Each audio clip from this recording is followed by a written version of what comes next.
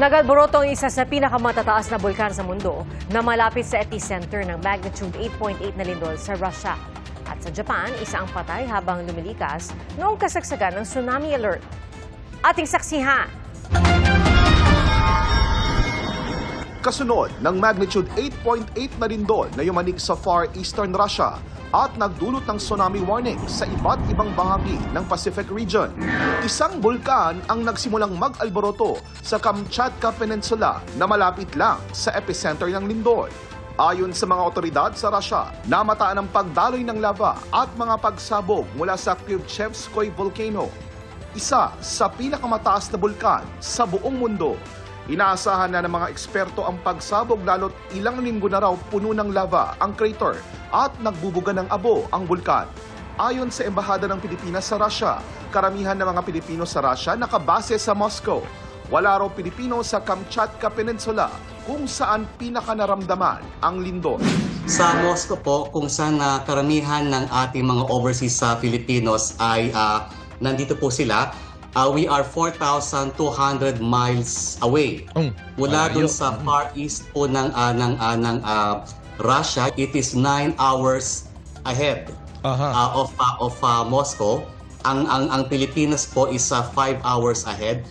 Ang mas malapit, yung 30 Pilipinong nakabase sa coastal city na Vladivostok at ang nasa 6 hanggang 7 Pilipino na nasa isla ng Saklahin. Wala pong namatay, wala pong serious physical injuries, at wala pong Pilipinong na-apekto.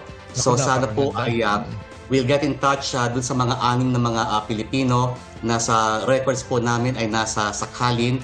Sa ngayon, ibinaba na ang tsunami advisory sa maraming lugar, gaya sa Hawaii, kung saan balik operasyon na rin ang mga flight. Nagbalik na rin sa beach ang mga turista roon. Sa Hawaii, umabot na sa mahigit 5 talampakan ang taas ng mga alon. Sa California, na nakaharap din sa Pasipiko, namataan ng mga along kalahating metro ang taas. Sa Chile, naaabot sa mahigit 6,000 kilometro ang coastline na nakaharap sa Pacific Ocean. Nasa 1.4 million na tao ang pinalikas tungo sa mas mataas na lugar. Umabot sa mahigit 8 talampakan ang taas ng alon sa ilang lugar. Sa Japan, binawi ng tsunami alert, bagamat meron pa ring tsunami advisory. Isa ang patay matapos mahulog sa bangin ang minamaneho niyang sasakyan patungo sa evacuation center noong kasagsagan ng tsunami alert. 10 iba pa ang sugatan sa iba pang bahagi ng Japan. Meron ding mga na-heat stroke dahil sa matinding init sa evacuation center. Para sa GMA Integrated News, ako po si JP Soriano, ang inyong saksi. Mga kapuso, maging una sa saksi. Mag-subscribe sa GMA Integrated News sa YouTube para sa iba't ibang balita.